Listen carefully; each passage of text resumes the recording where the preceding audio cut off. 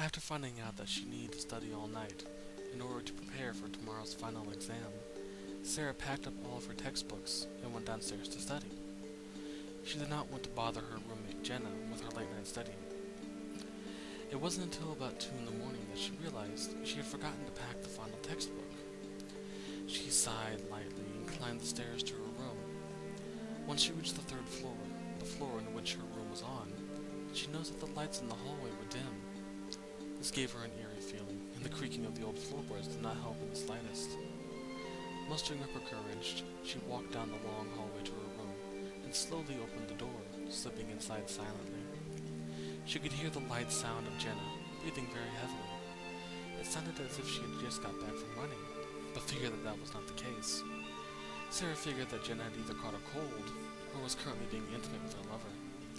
Letting out a light sigh, she reached for the wall and felt the light switch. She was about to turn on the light, but stopped when she felt a malevolent gaze fixed on her. She figured it was either Jenna or her lover, and decided not to turn on the light. Feeling her way across the wall, she found the bed soon after, and finding the book only moments afterwards. Then silently turned and made her way towards the exit. She only stopped for a split second when a metallic scent reached her nose. She thought it was weird, but chose to ignore it. So she opened the door and slid outside, leaving Jenna in the arms of her lover. She returned to her studies, and at about 6 in the morning, she decided that she had studied enough. Making the long trek back up the stairs, she paused at the door again.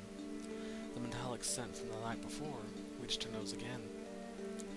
Sarah slowly opened the door, and it only took a few minutes for her to register the scene before her. Her friend, Jenna, was lying on her bed. Her throat was slashed and blood filled the blankets beneath her. Despite how horrifying the scene was, what terrified her more was not the sight of her roommate's corpse. It was a single sentence, written in Jenna's blood on the wall.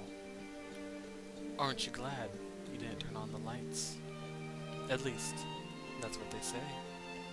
With this story told, blow out your 5th candle, and maybe, just maybe, you can smell the faint scent of something metallic